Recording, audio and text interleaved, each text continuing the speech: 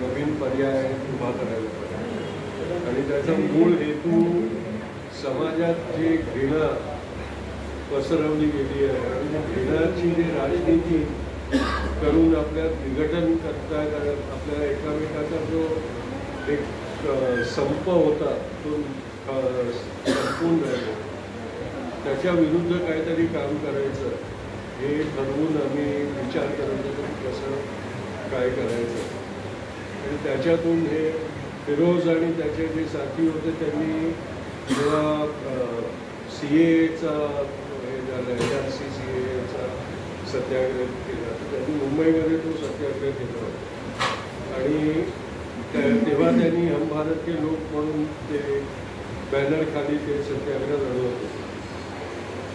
आणि मग त्याच्यानंतर ते कोविड वगैरे आलं म्हणून ते सगळं विस्कळीत झालं. तर मग आम्ही ठरवलं की तेच आपण रिवाईव्ह करायचं आणि संवैधानिक नागरिकत्व ह्याचा प्रचार करायचा आणि ह्याच्यासाठी लढा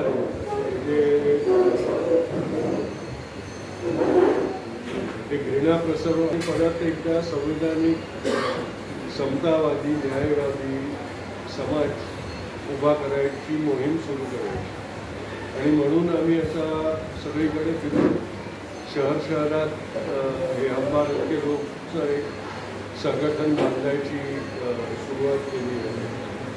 आम्ही पहलगामला गेलो, पहलगाममध्ये अतिरेकी हल्ला झाला, त्याच्यानंतर आम्ही 3 गड गेलो.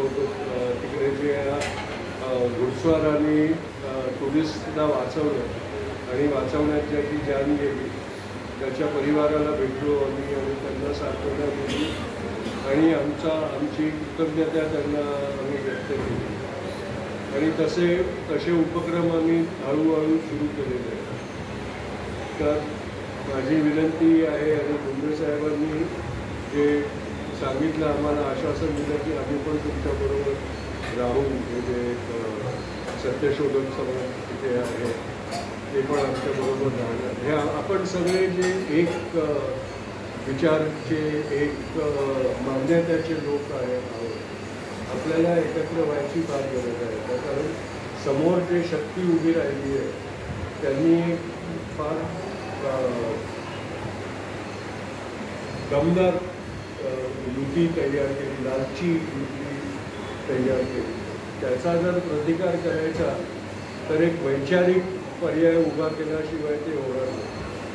आणि म्हणून आम्ही आमचे जे समविचारी लोक आहेत त्यांच्याबरोबर एक संवाद करून तो पर्याय उभा करायची कोशिश करून राहिलो. तर जर इथे पण तसं काय आम्ही करू शकतो तर आम्ही आमच्या फार मोठा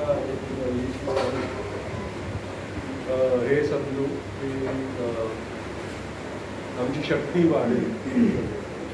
तर आपण सगळे इकडे आलात आणि माझ्यासाठी इतकी वेळ काढली आपण त्याच्यासाठी आपल्या सर्वांचा मी आभार मानतो. आणि असाच आपण भेटत राहू आणि एकत्र राहून कार्यक्रम घडवत राहू. असाच आपण आम्हाला साथ द्या अशी आपल्याला विनंती करून मी माझे बोल करतो. आमची मेधाताई आहे, या मेधाताई पुढे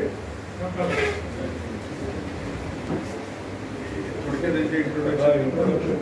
या मेधाताई कुलकर्णी मगाशी नव्हत्या, त्या आकाशवाणीवर प्रोग्राम एक्झिक्युटिव्ह होत्या, नंतर सह्याद्री वाहिनीवर पण होत्या.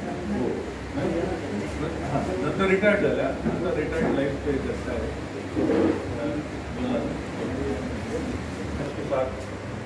आंदोलन में लगा हूँ. हम भारत के लोग की कल्पना चंद मिनटों में बता दूँ. हम लोगों ने तय कर लिया कि जहाँ भी आग लगेगी हम लोग वहाँ पहुँचेंगे. तो हम लोग जब कश्मीर में ये जो पूरी क्राइसिस खड़ी हुई है तो हम लोग वहाँ तुरंत पहुँचे. अतुल कुलकर्णी हमारे पहले पहुँचे तो उनसे प्रेरणा लेकर हम भी गए. 6 तारीख को पहुँचे हम लोग अजित शाह सिंह के घर पे गए और 7 की रात को बॉम्बिंग ही शुरू हो गई थी, वॉर सिचुएशन शुरू हो गई. मगर हम लोगों ने भी तय किया और बड़ी हमारे नांदेड़ के साथ ही सिंधुदुर्ग के हमारे लोग की जो टीम है वो भी कश्मीर जाने वाली. उसके बाद पता चला शरद भाई और अलाउद्दीन के कारण के ये गोवा गाँव में एक बहुत बड़ी परिस्थिति निर्माण हुई और इतनी भयंकर परिस्थिति है कि वो मुसलमानों को इस गांव पे एक बहिष्कार डाल दिया है, उनकी दुकानें बंद हो गई, उनका सब किस्म का व्यवसाय खत्म हो गया है, जीना हराम हो गया है। मगर उन्होंने तय किया कि वहाँ के वो परिस्थिति में कूद कर उसका कुछ ना कुछ हल लाएंगे, तो वो एक दूसरी जगह पे हम लोग पहुँचे। और उसमें क्योंकि आप ज़्यादा करीब उस जगह के और अहमदनगर के हमारे साथी, तो यहाँ भी यहाँ जो ऑलरेडी मंच है और हमारे के लोग के साथ आप जुड़े जुड़े भी हमारे साथ है, तो एक सक्रिय रूप से अगर हम बुआ गाँव में एक रोल टेकर वहाँ की ताकतों को हरा पाए और जीत गए, तो हमारे के लोग की जो ताकत बढ़ती जा रही है। और उसके पीछे और एक लॉजिक था, स्पष्ट होता। हम कुछ साथी तुषार भाई के साथ काफ़ी सालों से दोस्ती भी है, वो मेरे बड़े भाई है, ठीक है।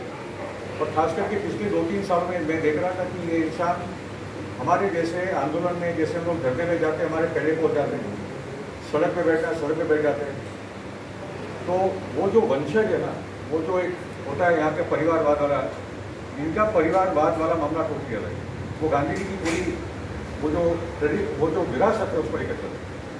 और जब लोकसभा का चुनाव हो रहा था और हम लोग जो प्रचार में लगे थे, तो मैं देख रहा कि शिवसेना के कार्यकर्ता उनका पैर पड़ने आए और उनका ये था कि गांधी जी का वंशज हमारे सामने है और उनकी आंखों में आंसू आ जाए। तो वो जो ताकत है आज के मौके पे, अगर हम लोग ने वो परंपरा को लेकर आगे नहीं बढ़े, तो मेरा मानना है कि हमारे साथ एक ऐतिहासिक बोलिंग एक पाप हो जाए।